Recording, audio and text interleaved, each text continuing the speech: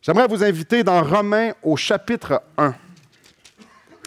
Romains chapitre 1. Un passage fabuleux, un passage qui m'a emmené à des places intéressantes dans mon cœur. Mais quand je dis intéressante, ça ne veut pas dire que j'étais de bonne humeur nécessairement, que j'étais super excité. C'est venu mettre en lumière des choses dans mon cœur qui sont ténébreuses, c'est comme ce matin, c'est moi qui parle, mais j'aimerais ça que ce soit quelqu'un d'autre qui puisse parler parce que ça met en évidence qui je suis. Et c'est pas super beau et je vais vous le présenter. Et probablement que vous allez arriver à la même conclusion que moi, dire « Oh, moi non plus, c'est pas super beau ». Je parlais de ça avec quelqu'un ce matin. Ce matin, on passe un passage du verset 25 au verset 32, un bon noyau, un bon morceau de verset, puis ça ne parle pas de grâce là-dedans. Ça parle juste de péché. Et je réalisais qu'il n'y a pas beaucoup de passages dans la Bible qui ont une aussi grande quantité de versets qui parlent juste de péché sans parler d'autres choses. Wow! Ce matin, on va parler pas mal de péché. On va parler de choses qui sont propres à chacun d'entre nous et qui sont vraiment pas très jolies. Une des choses qui me fascine, avec des jeunes enfants, et si vous avez eu des jeunes enfants, vous savez exactement ce que je veux dire ici, c'est leur volonté à vouloir faire les choses à leur manière. C'est comme s'ils nous tassaient. Il vient un âge, là, à l'âge, je vois Derek ici, là, à cet âge-là. C'est comme si à cet âge-là, il avait tout figuré déjà.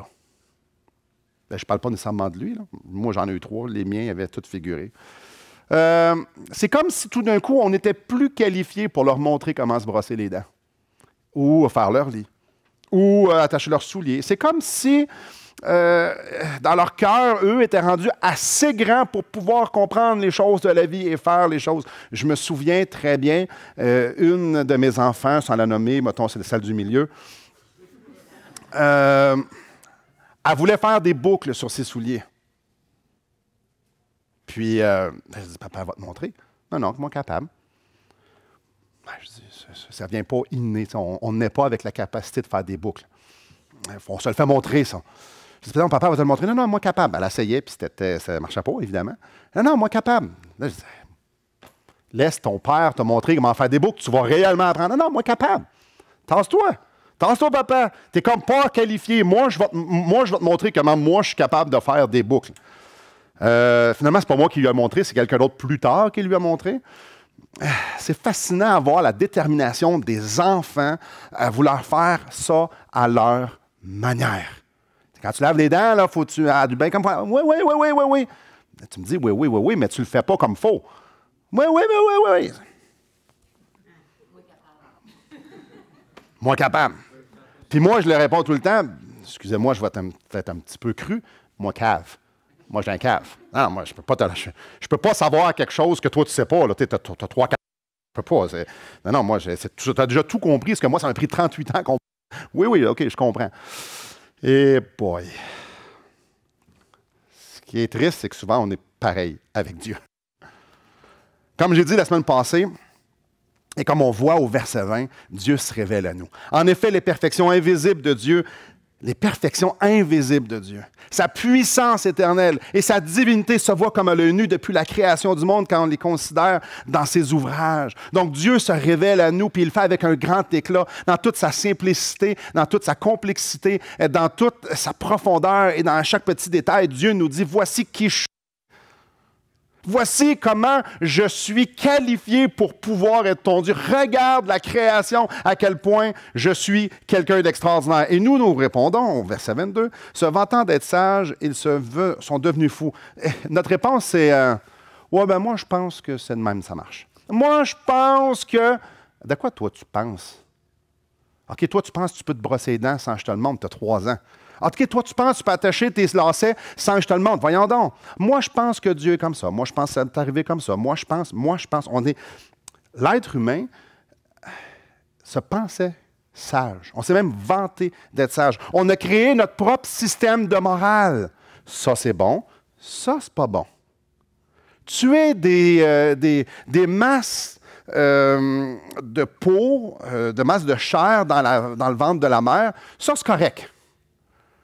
Ça, c'est correct. On est arrivé à un point de dire, non, non, la femme a le droit de décider ce que l'être humain qui est en train de grandir, il n'y a pas besoin d'être humain, là, mais ils ont le droit. L'homme a réussi à penser que l'avortement, c'était rendu correct. On a fait nos systèmes de valeurs. Notre philosophie, pareillement, nos buts dans la vie. C'est qu'est-ce qui fait en sorte qu'on réussit? Moi, j'aime ça voir des parents dire « Ah, moi, mes enfants ont réussi, ils ont été à l'université, puis ils ont tel job. » Sérieux, ça, c'est comme ça qu'on définit la réussite de quelqu'un? Ah. On aime se faire une histoire. Cette semaine, j'ai visité plusieurs musées à Ottawa et c'était fascinant. J'ai appris qu'on avait des milliards d'années et qu'on descendait du singe. C'est drôle, je regardais les singes puis je me regardais. Je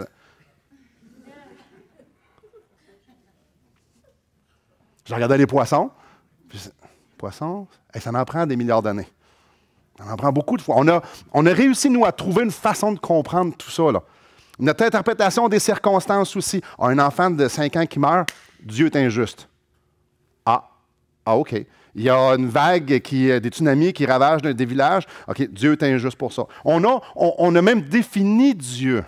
Dieu est comme ça, Dieu n'est pas comme ça. Dieu est comme ci, Dieu n'est pas comme ça. Dans notre grande sagesse, on a pris la révélation de Dieu, la révélation écrite, la révélation de la terre, on a dit, on va tasser ça, puis on va tout repenser à tout ça. Nous, on va faire ça. L'être humain place sa perspective des choses au-dessus de Dieu. Donc, je vais bien plus m'écouter que je vais écouter ce que Dieu dit.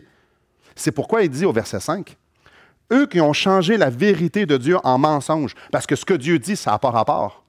C'est nous. C'est Dieu qui m'a, nous, on a raison. Et qui ont adoré et servi la créature au lieu du Créateur. » Ça nous parle dans ce verset-là qu'il y a deux options. Ou bien tu adores, tu reconnais Dieu selon sa révélation et tu l'adores, ou bien tu t'adores toi. Le texte de ce matin va parler de tasser Dieu. Que lorsqu'on tasse Dieu, lorsqu'on tasse Dieu pour se tourner vers vous, vers nous-mêmes, vers moi-même, ça va engendrer des péchés. On va vraiment parler de tout ça. Parce que la cause du péché, c'est un manque d'adoration, où on n'adore pas la bonne personne. Et c'est ce qu'on va voir ce matin. On va parcourir le verset 25 à 32. L'adoration. Ah, le péché. Parlons du péché. Qu'on regarde à gauche, qu'on regarde à droite, qu'on regarde en dedans, ou on regarde dehors, il y a du péché partout.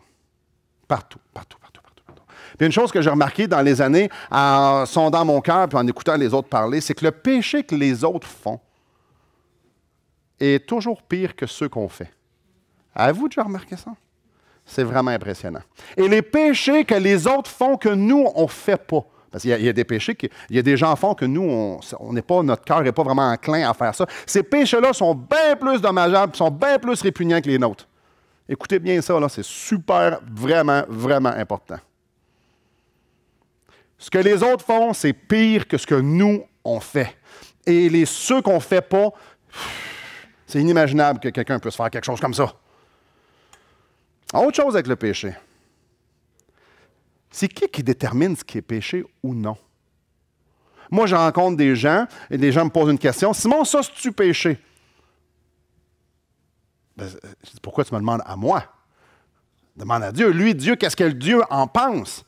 Et aussi, qu'est-ce qui décide? C'est-tu moi qui décide ou c'est Dieu qui décide? Ça, c'est super important de comprendre. Qui est-ce qui décide? C'est un problème avec le péché. Parce que tu vas parler avec un anarchiste, puis tu vas lui dire, les gouvernements, hey, les gouvernements, ça n'a pas d'allure, les gouvernements, c'est la loi du plus fort. Tu parles avec les humanistes, ils vont avoir une autre philosophie. Tout le monde a sa propre philosophie. Tout le monde semble dire ce qui est bien ou c'est mal. On aurait parlé à Hitler, il aurait dit, ben non, les Juifs, c'est de la vermine.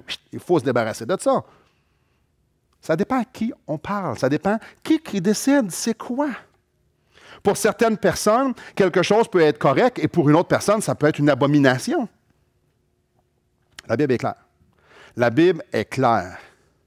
C'est Dieu qui décide ce qui est bien et puis ce qui est mal. C'est Dieu. Oui, oui, oui, mais moi, je suis pas d'accord avec Dieu. Moi, je pense que ça, c'est correct. Ah, toi, tu penses que... Ah oui. OK. Alors, toi, tu penses que ce que Dieu dit que c'est mal, toi, tu penses que c'est bien. Voici ce que je te propose. Si tu n'es pas d'accord avec Dieu, crée-toi un univers à partir de rien, puis prends pas la terre, puis prends pas l'air qui est là, parce que ça appartient déjà à quelqu'un. Crée-toi un univers à partir de rien, puis dans cet univers-là, tu pourras créer tes lois, tes morales, tes philosophies. Tu pourras faire ce que tu veux, ça va être à toi. Mais en attendant, c'est Dieu le boss. En attendant, c'est lui qui est le créateur, c'est lui qui peut faire les lois, c'est lui le législateur. Donc, si dans ce qu'on va dire, on va parler de péché, s'il y a du monde qui ne sont pas d'accord, ma réponse un peu arrogante, c'est « ouais, puis ». Même si on pense, même si on n'est pas d'accord, puis même si on pense qu'on a raison, ça n'a pas vraiment d'importance. Dieu est Dieu, et c'est lui qui décide. Et regardez bien ça ici dans notre texte. Dieu dresse une liste de péchés. Dieu nous montre exactement ce qu'il y a dans le cœur de l'homme. Regardez au verset 26. C'est pourquoi Dieu les a livrés à des passions infâmes. Au verset 29, étant remplis de toute espèce d'injustice. C'est dans le cœur de l'homme. Il y a beaucoup de ténèbres dans le cœur de l'homme. Dans le cœur de l'homme ressort beaucoup d'actions, de pensées qui ne sont pas correctes. Il y a de l'injustice. Il y a de l'injustice. Il y a des passions infâmes. C'est dans le cœur de l'homme de pervertir Dieu, de pervertir ce que Dieu a fait, de pervertir les choses que Dieu a créées pures. Et ça, c'est vrai avec la sexualité. Et notre texte commence avec ça. On commence raide. L'homme a une qualité incroyable de pervertir la sexualité. C'est pourquoi Dieu les a livrés au verset 26 à des passions infâmes, car leurs femmes ont changé l'usage naturel en celui qui est contre nature. Et de même, les hommes, abandonnant l'usage naturel de la femme, se sont enflammés dans leurs désirs les uns pour les autres, commettant homme avec homme des choses infâmes et recevant à eux-mêmes le salaire qui méritait leurs égarements. Aux yeux de Dieu, l'homosexualité est un péché. Puis il donne la raison pourquoi. Il dit au verset 26, puis il dit au verset 27, c'est contre nature. Dieu a créé un système. Dieu a créé un système de reproduction. Dieu a un ordre au sein de la famille, au sein du couple. Dieu a créé cette institution-là, qui est le mariage. Dieu et le couple. C'est Dieu qui l'a créé. Dieu a créé l'homme et la femme pour être ensemble. Puis il a dit, ça, c'est ce qui est naturel. Je ne ferai pas de cours d'anatomie. Mais 2 hommes ou deux femmes sur une île déserte, ça ne fera pas une grosse famille après 20 ans. Ça prend un homme, ça prend une femme pour faire une famille. Ça prend un homme et une femme pour pouvoir faire des enfants. Ça, Dieu a dit, c'est ce qui est naturel.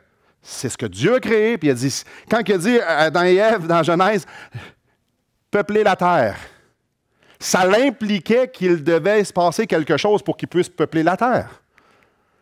Et ça peut quelque chose-là, 2 hommes ensemble ne peuvent pas le faire, puis 2 femmes ensemble ne peuvent pas le faire.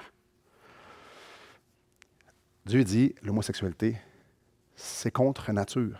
Si vous n'avez pas été fait pour ça, vous n'avez pas été fait pour faire ça. La mécanique ne marche pas. Tu prends un moteur de Ferrari puis tu le mets dans ma petite Civic, ça ne fonctionnera pas. Ils ne sont pas faits pour ça. Et on ne naît pas homosexuel. Je sais que ça va contre beaucoup ce qu'on peut entendre, mais on ne naît pas homosexuel. Regardez bien, je lis verset 27. Et de même, les hommes, abandonnant l'usage naturel de la femme, se sont enflammés dans leur désir. Un désir, c'est un choix.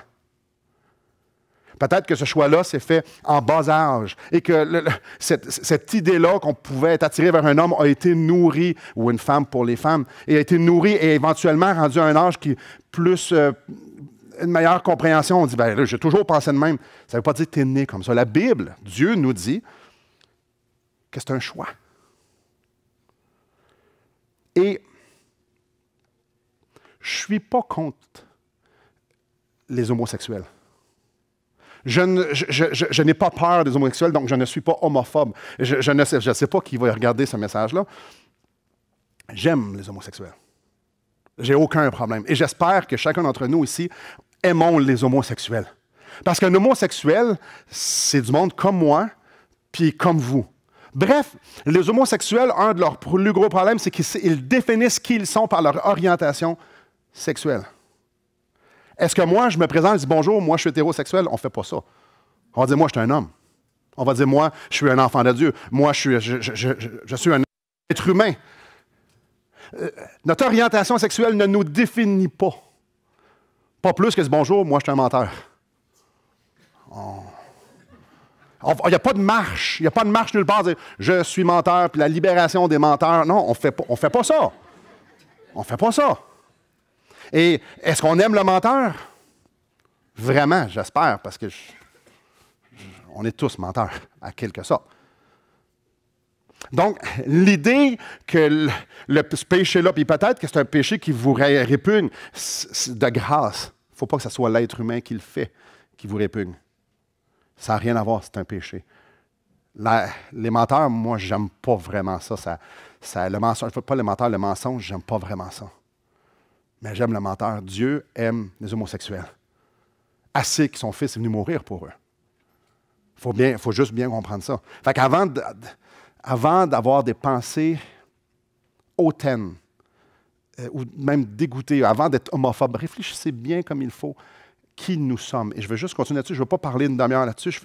Je veux juste vous dire que c'est des gens comme vous et moi, qui eux peut-être se définissent comme étant homosexuels, mais ce n'est pas ce qui les définit. C'est des êtres humains, comme vous, comme moi. Et sur ce point-là, je les aime énormément. J'aime aussi les gens qui commettent le reste. Versets 29 à 30. Étant remplis de toute espèce d'injustice, de méchanceté, de cupidité, de malice, plein d'envie, de meurtre, de querelle, de ruse, de malignité, de rapporteurs, de médisants, impies, arrogants, hautains, fanfarons, ingénieux au mal, rebelles à leurs parents, dépourvus d'intelligence et de loyauté, d'affection naturelle et de miséricorde. Wow! Verset 28, juste pour se mettre en contexte de qui il parle. Comme ils ne se sont pas souciés de connaître Dieu, Dieu les a livrés à leur sens réprouvés pour commettre des choses indignes. Donc, il y a des gens qui sont homosexuels, qu'on voit au verset 26 et 27. Et versets 29 à 31 et même 32, il y a des gens qui font d'autres choses aussi. Il y en a qui ça nous parle de méchanceté. Il y a des gens imaginés sur la terre qui sont méchants. Donc, qui sont capables de dire des paroles blessantes. Qui sont capables de poser des actions méchantes. Ça nous parle de cupidité. Il y a des gens sur la terre, imaginez-vous, qui voudraient en avoir plus. La cupidité, c'est un peu c'est ça. C'est de dire, j'en ai pas assez. J'ai besoin d'un peu plus pour être heureux. J'ai besoin d'un peu plus de confort. J'ai besoin d'un peu plus de reconnaissance, un peu plus de ce que vous voudrez. C'est ce qu'est la cupidité. Ça nous parle aussi de malice. La malice, c'est de planifier le mal puis de le faire. Ça nous parle qu'il y a des gens qui sont pleins d'envie. Ça, grosso modo, c'est de la jalousie. Lui, il y a quelque chose que moi, je veux. Ça peut être de la reconnaissance. Ça peut être du matériel. Ça peut être des possessions. Ça peut être une relation. Lui, il y a quelque chose que moi, je veux. C'est ça, plein d'envie. Ça nous parle qu'il y a des gens qui ont le meurtre. Des meurtriers. Je n'ai pas besoin de faire beaucoup de dessins pour vous dire c'est quoi des meurtres. Ce qui est intéressant, c'est que Jésus nous dit, si tu haïs ton frère, tu commets un meurtre dans ton cœur. Le meurtre. Ça nous parle de querelle. Regardez la liste.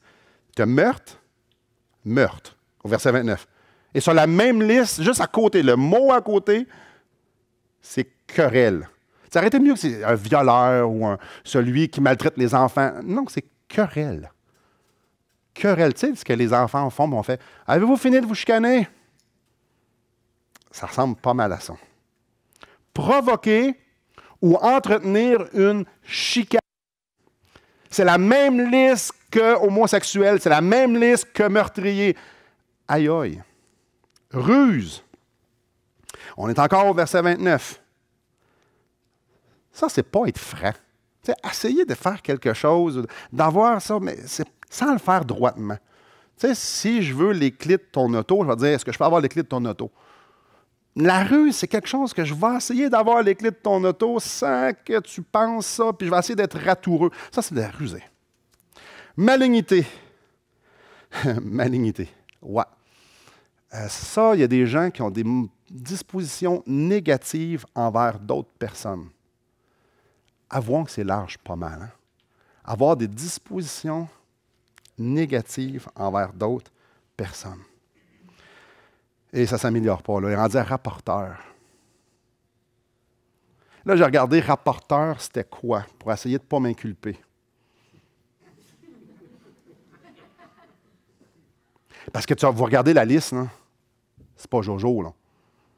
C'est du monde, c'est des gros péchés, puis il y en a rapporteur. Rapporteur. Rapporter, écoute, les dictionnaires disent ce que ça dit, là.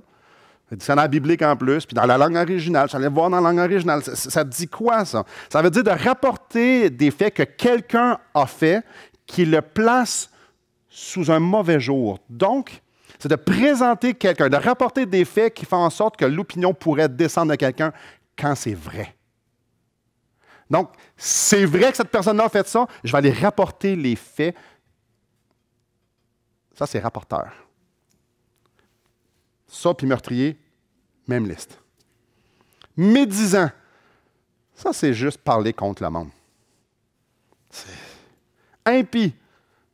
Haïr Dieu. Attends un peu, là. Seigneur, tu es en train de me dire, meurtrier, rapporteur et impie, qui veut dire haïr Dieu. C'est ça même, dans la même phrase, c'est juste quelques virgules qui les séparent. Aïe, aïe.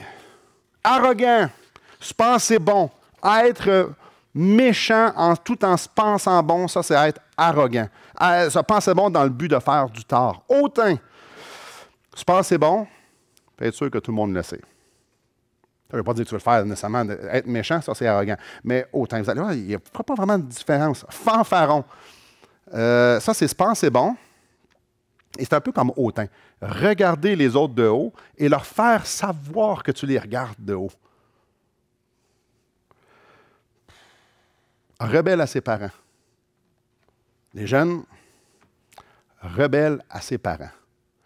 C'est la même ligne qu'un meurtrier. Dépourvu d'intelligence. Se forcer à ne pas vouloir comprendre Dieu.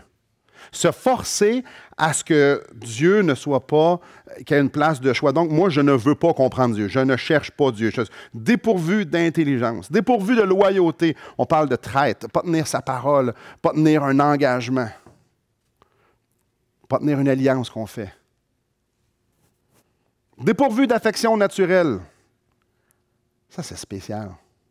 Une affection naturelle, je me dis, c'est quoi les affections naturelles? On regarde ça, comment il est utilisé à d'autres, ailleurs, dans les écrits grecs, mais en dehors de la Bible. Comment c'est utilisé, ces mots-là? C'est ne pas avoir d'affection pour sa famille. OK, s'il y en a qui ont de la difficulté avec un membre de leur famille, c'est de ça que ça parle. Dépourvu de miséricorde.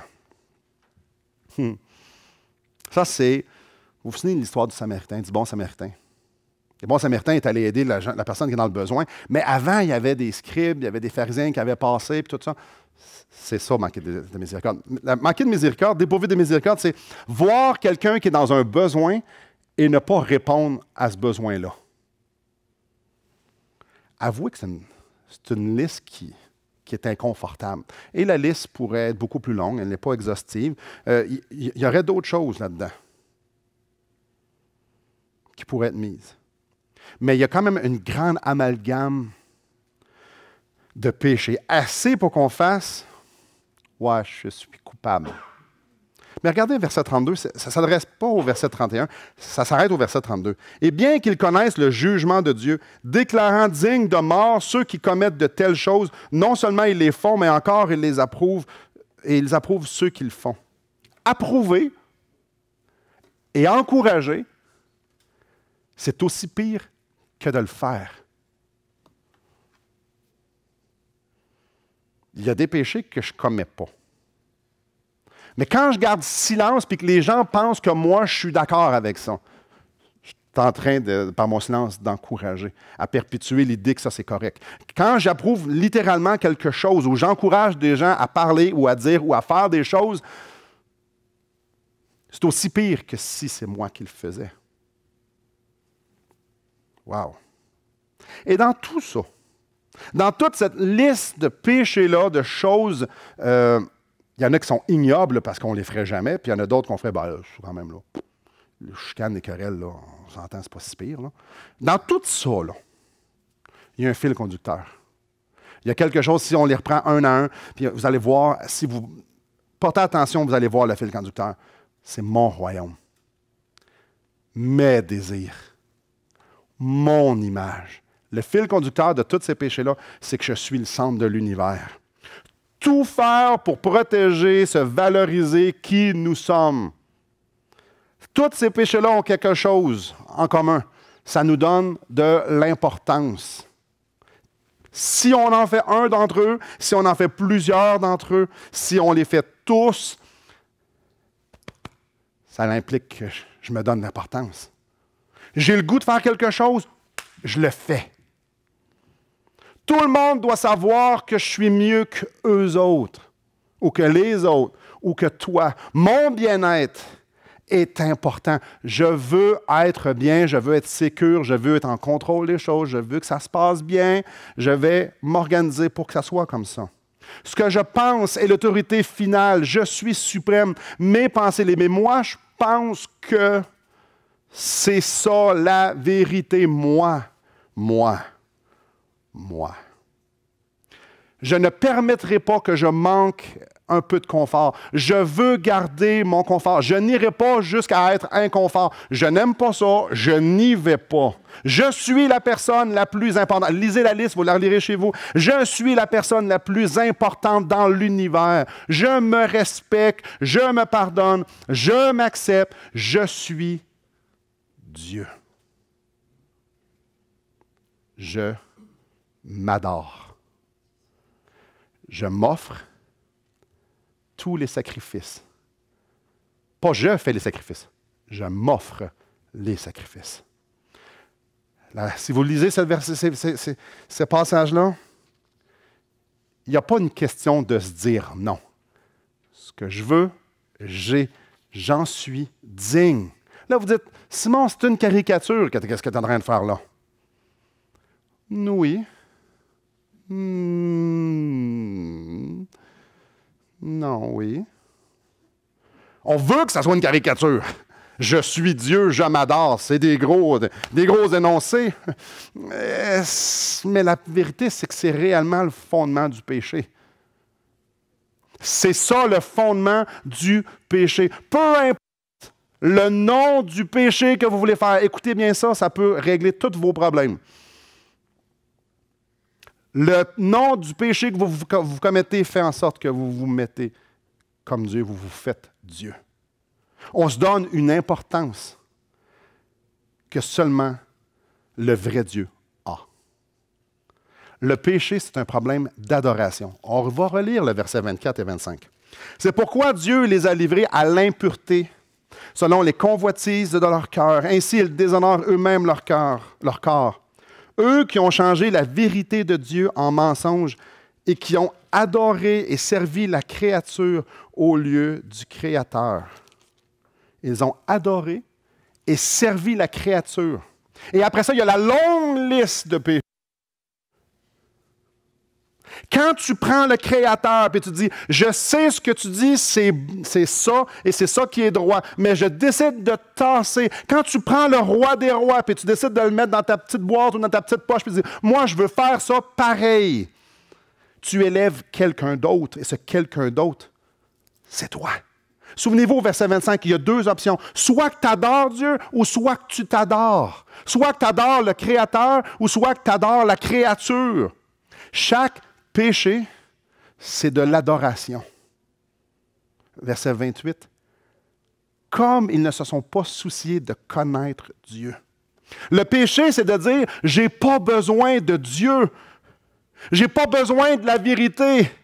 Je vais déterminer moi-même ce qui est vrai. Je vais déterminer moi-même ce qui est bon pour moi. Le péché, c'est de dire à Dieu, tasse-toi, j'ai plus besoin de toi, j'ai moi-même. J'ai pas besoin de reconnaître que tu es Dieu, que tu es le juste juge. J'ai pas besoin de reconnaître que je te dois obéissance et honneur. J'ai pas besoin de ça. J'ai moi.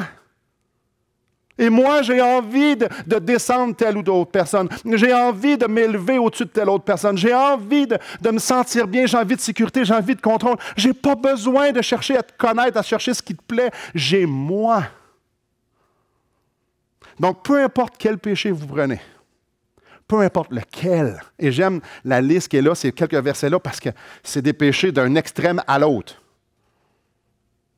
Vous allez trouver la même racine. La même racine. Le péché le plus ignoble est juste la petite chicane. Juste le petit rapport. Savais-tu ça que Guillaume m'a fait ça? C'est dans la même liste que tuer quelqu'un. Tuer quelqu'un, tu es en train de t'adorer. Et je rapporte ce que Guillaume a fait à ma femme. Je suis encore en train de m'adorer. Même racine. Fascinant. Fascinant. On a été créés comme ça. On a été créés pour adorer. Dieu désire que nous adorions, mais il désire qu'on l'adore, lui. Comme j'ai dit, l'homme est capable d'une grande facilité à tout corrompre, à tout faire les choses en envers, à ce que Dieu a dit, ça c'est saint, ça c'est pur, à tout corrompre ça, puis à le faire à son image. Parce qu'on aime se faire un Dieu à notre image. Nous avons été créés avec des cœurs adorateurs pour que nous puissions adorer Dieu, et l'homme l'a corrompu.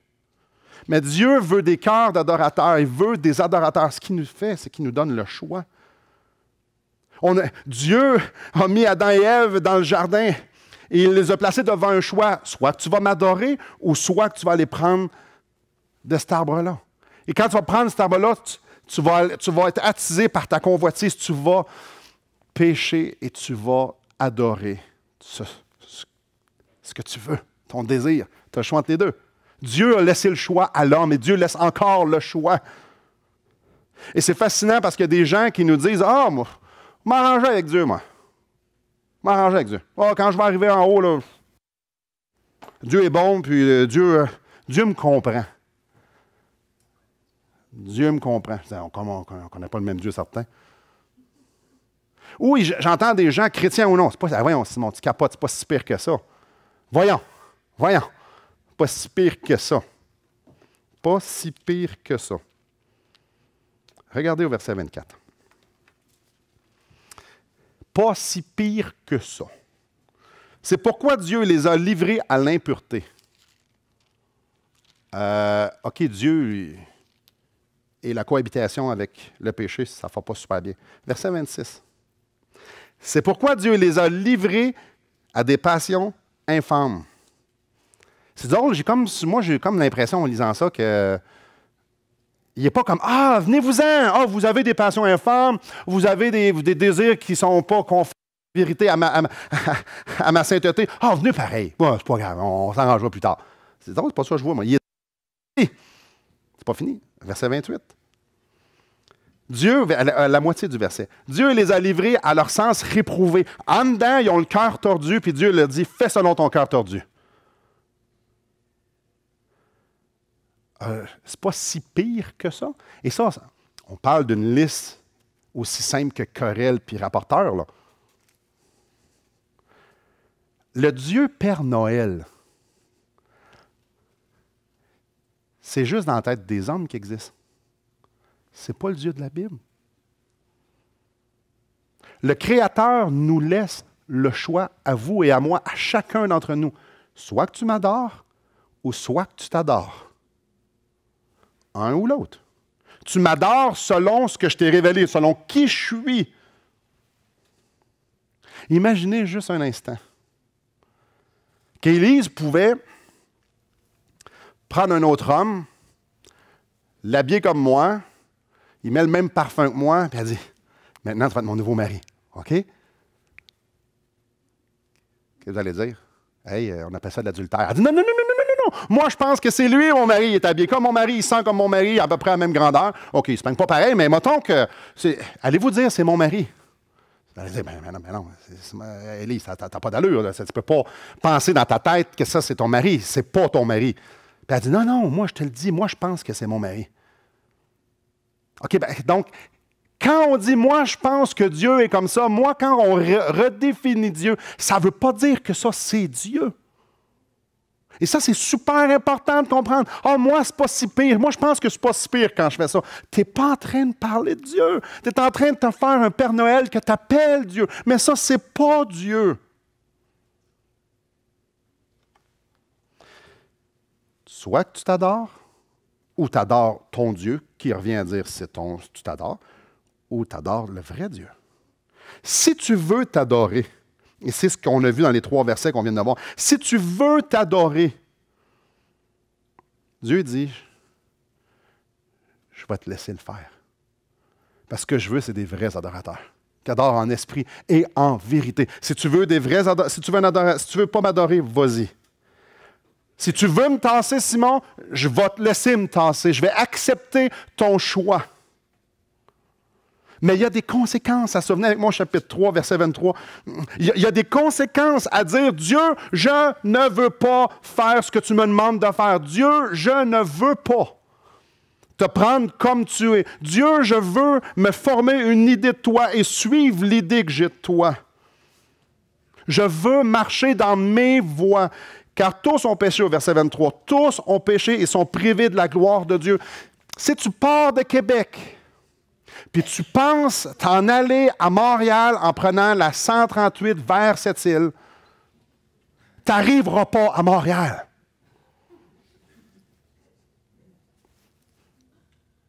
La Floride, c'est au sud. Montréal, c'est à l'ouest. Cette île, c'est à l'est. Si tu dis, je veux faire ça à ma manière, tu n'arriveras pas à Dieu. Tu n'arriveras pas. Si tu dis, moi, je veux recevoir la gloire, moi, je pense que, Dieu dit, ben oui, c'est correct, là. Ça fait une sorte qu'on ne sera pas ensemble parce qu'on va être séparés. On ne peut pas arriver à la même place. Si tu ne veux pas m'adorer, tu ne le feras jamais. Si je ne t'intéresse pas ici, je ne t'intéresserai pas plus au ciel. Si tu ne veux pas me prendre comme je suis ici, ça va être la même chose au ciel. Nous sommes séparés. Le chemin que je décide d'emprunter sur la terre, c'est le même chemin que je vais prendre au ciel. Si je ne marche pas dans les voies de Dieu, si je n'adore pas Dieu sur terre, c'est la même chose au ciel. Dieu, il n'est pas à un point d'être désespéré, qui va prendre sa gloire et qui va la donner à du monde qui ne va rien savoir de ça. Écoutez bien ça. Dieu n'est pas désespéré, il n'est pas descendu assez bas pour dire « Oh, ben là, je veux tellement t'adorer, là. OK, tu m'aimes pas, tu ne veux rien savoir de moi, tu étais dehors, regarde, donne ma gloire pareil. » Non. Non, Dieu n'est pas le même. Dieu n'est pas à genoux devant nous autres. « Ah, s'il vous plaît, soyez des adorateurs. Dieu n'est pas le même. Non. L'adoration découle d'une réponse à qui Dieu est. Au verset 20, Dieu révèle ses perfections invisibles. Dieu révèle sa puissance éternelle. Dieu révèle sa déité. Dieu révèle son Fils Jésus-Christ. Dieu révèle tout son amour et sa personne entière. L'adoration découle de ce qu'il a révélé. Il veut qu'on soit totalement consumé par sa personne, tellement consumé qu'on veuille le chercher à le connaître, chercher à l'adorer. Au verset 28, ça nous parle que l'homme ne se soucie pas de connaître Dieu. L'adoration, c'est totalement le contraire. Je veux connaître Dieu, je veux connaître qu'est-ce qu'il pense de ça, je veux avoir son opinion sur chaque chose de ma vie. Je veux avoir la juste opinion de qui il est. Si Dieu ne t'intéresse pas ici, Dieu ne t'intéressera pas au ciel. Oubliez ça. Mais si tu veux adorer Dieu, si tu veux adorer le Dieu qui est digne, le Dieu de la Bible, le Dieu qui t'a créé, il a tracé un chemin. Jésus a dit, je suis le chemin, la vérité et la vie. Il n'y a pas personne qui peut aller au Père. Nul ne peut aller au Père que par moi. Si tu veux m'adorer, tu vas passer par mon Fils. Ah non, mais moi, je pense que je suis correct sans Jésus. Encore une fois, moi, je pense. Non, moi, je pense que je pas... Non. Tu dois comprendre que tu es idolâtre. Tu dois comprendre que nos péchés prouvent que nous sommes idolâtres. OK, je pêche. Si je pêche, ça veut dire que je ne suis pas un adorateur. En tout cas, je n'adore pas la bonne personne. Tu dois comprendre que Christ dit, non, moi, je veux que tu m'adores, je vais venir mourir à ta place, je vais venir subir ton jugement, je vais venir prendre ta séparation avec Dieu et je vais te donner la possibilité de pouvoir adorer Dieu. Dieu veut des adorateurs. Dieu ne veut pas de religion, Dieu ne veut pas des alleux à l'Église. Non. Dieu cherche des gens qui vont l'honorer, qui vont dépenser leur vie à le chercher, dépenser leur vie à le choisir lui plutôt que de choisir eux. Ils vont vouloir élever le nom de Dieu, de Jésus-Christ, plutôt que d'élever le leur, peu importe c'est quoi la forme. Mais ça nous laisse où, ça? Écoutez bien ça. Vous allez vous sauver bien. Ça va vous procurer une grande croissance dans le Seigneur. Et ça va vous libérer probablement de plusieurs péchés. Juste la conclusion ici. Chaque péché. Chaque péché. C'est dire à Dieu, tasse-toi. Ça veut dire que le dénominateur commun de tous les péchés, c'est l'idolâtrie. Pour l'humanité entière, que tu sois sauvé, que tu ne sois pas sauvé, le dénominateur commun du péché, c'est de l'idolâtrie. Quand je pêche, peu importe la grosseur du péché, peu importe à qui je le fais, peu importe, je me déclare Dieu. Je ne fais pas ça. Le fait de dire je ne fais pas ça, ça démontre qu'on est pécheur, puis que c'est vrai. Que ce soit la colère, l'inquiétude, la convoitise, le rapportage, la critique ou le jugement, la chicane, peu importe lequel mot vous allez dire, vous dites à Dieu, tasse-toi, je suis digne d'adoration. Trop souvent, je l'ai fait, et probablement vous l'avez fait, on combat un péché. Si vous vous inquiétez, vous allez combattre l'inquiétude. Si vous êtes esclave à la pornographie, vous allez combattre l'esclavage à la pornographie. Si vous critiquez, vous dites, il faut que j'arrête, vous allez combattre ça. Trop souvent, on se concentre sur un péché. Un péché. Si je règle ce péché-là, ça va mieux aller dans ma vie. Mais le vrai problème, c'est un problème d'adoration, c'est un problème d'idolâtrie. Le problème, ce n'est pas tel ou tel ou tel péché. Le problème, c'est que je me choisis moi au lieu de choisir Jésus-Christ. Le problème, c'est que je ne suis pas je suis le bénéficiaire de mes choix et ce n'est pas Jésus-Christ qui l'est. Je ne sais pas pour vous, mais quand je regarde ce passage-là, quand je regarde les ramifications, ce que ça implique dans ma vie,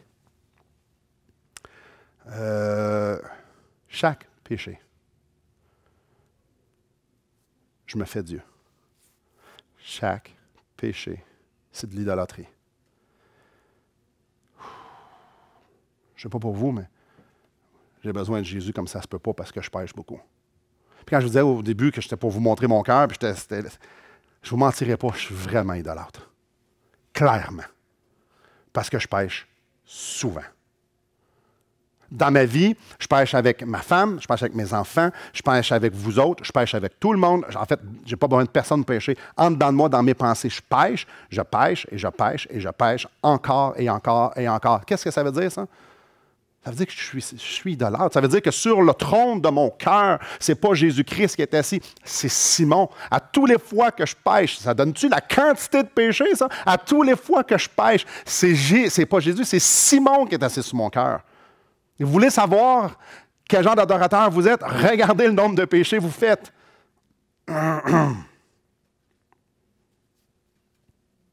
Ouais. Regardez le nombre de fois vous dites « je vais faire ça à ma façon » ou peu importe, je ne me soucie pas de ce que Dieu pense, je vais le faire pareil. Ouais, mais regarde, il ne faut pas virer fou avec ça. À toutes les fois, c'est moi qui est assis sur le trône et qui dit « mon royaume ». Dieu, là tu vas prendre la barre, c'est moi. Ouais. C'est ridicule qu'on s'adore autant. C'est ridicule que moi, je m'adore autant. C'est ridicule que, que je me donne autant d'importance. Je suis tellement pas digne d'autant d'importance. Je suis tellement pas digne que je m'écoute. Je suis tellement pas digne que je sois bénéficiaire de quelconque chose dans ma vie. Ça n'a juste pas d'allure. Puis je suis sûr que vous pensez la même chose que moi.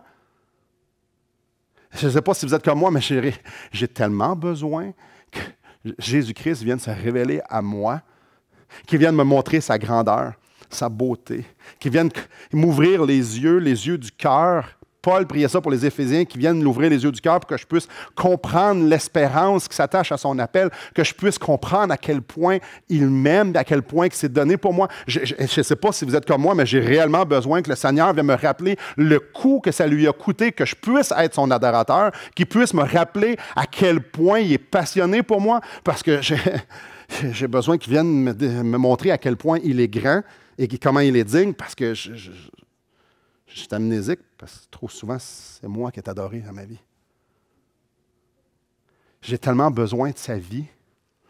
J'ai besoin qu'il vienne faire battre son cœur par son Esprit Saint en moi. J'ai besoin qu'il vienne me montrer à quel point il est digne que j'abandonne ma vie à lui, à quel point il est digne. Nous avons besoin qu'on comprenne que la vie ici sur Terre, ça n'a rien à voir avec nous, ça n'a rien à voir avec moi. Les relations que j'ai, chaque personne que je croise, chaque besoin que j'ai, chaque pensée que j'ai, chaque respect, ça n'a rien à voir que moi, je sois le bénéficiaire de quelque chose que je puisse voir ou croiser ou penser. Jésus-Christ devrait être le bénéficiaire, mais si je ne le pense pas, c'est parce que je suis un idolâtre. Non, Dieu est digne.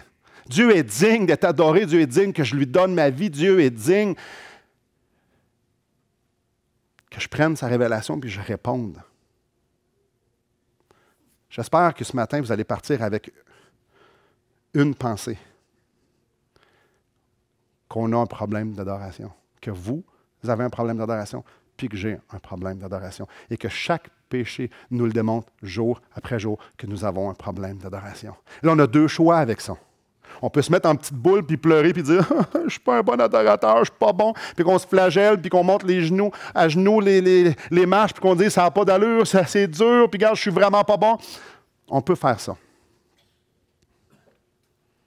Ça, on appelle ça la culpabilité, puis ça ne vaut rien. C'est encore se faire Dieu. Ou on peut dire « Seigneur, faites quoi? » Je sais que je t'idolâtre, mais je vais t'adorer toi.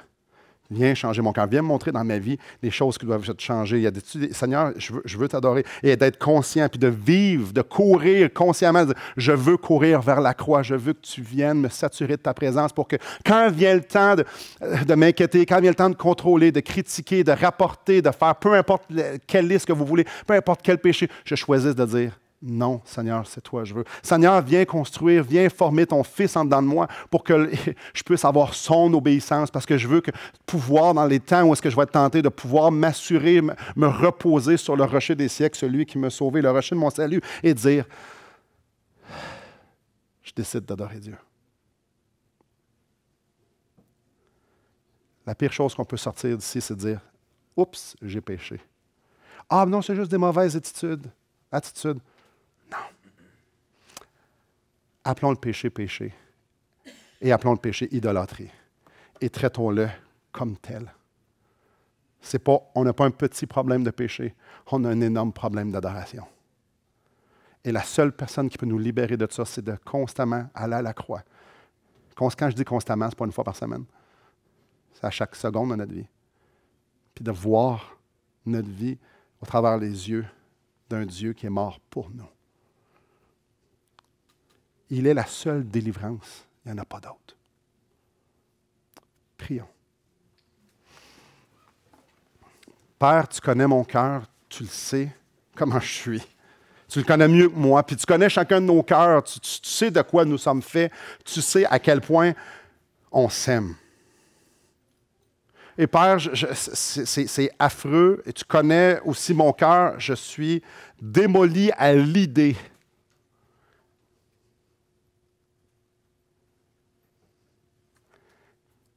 que trop souvent, je m'aime plus que je t'aime. Et Seigneur, je te le confesse à toi, je le confesse à mes frères et sœurs, c'est pathétique que je me donne autant d'importance. Et probablement que mes frères et sœurs se joignent à moi. Seigneur, tu mérites tellement plus. Tu mérites d'être assis sur le trône de nos cœurs. Tu mérites que nos vies soient dépensées à te connaître, que nos vies soient focalisées totalement sur toi. Tu mérites ça. Père, notre seule solution, notre seule délivrance, c'est par l'intervention de ton esprit, c'est par l'intervention de ton Fils.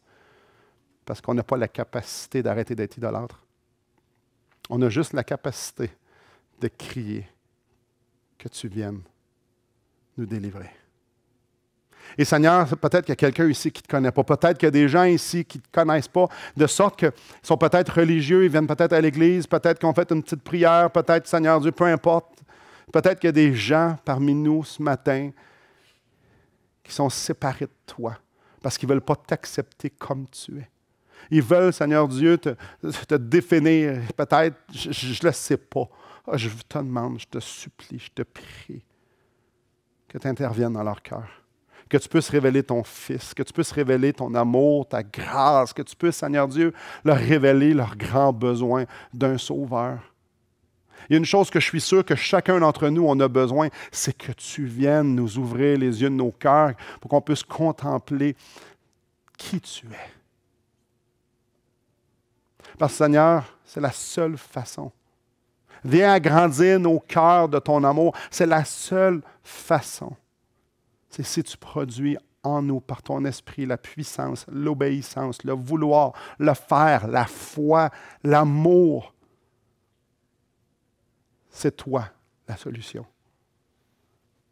Alors, Seigneur, je te demande qu'on puisse sortir d'ici, non pas abattu, mais avec une détermination de te chercher. Moi, dans ma vie, et chacun d'entre nous, de te chercher, de se soucier de te connaître, de savoir qui tu es, ce que tu penses de chaque chose. Parce qu'on sait, Seigneur Dieu, que celui qui te cherche te trouve. Celui qui veut marcher pour toi, qui s'humilie, qui veut marcher pour toi, tu vas produire dans cette personne la vie nécessaire pour t'honorer. Alors, Père, fais de nous des meilleurs adorateurs. Fais de moi un meilleur adorateur, parce que tu en es digne. Amen.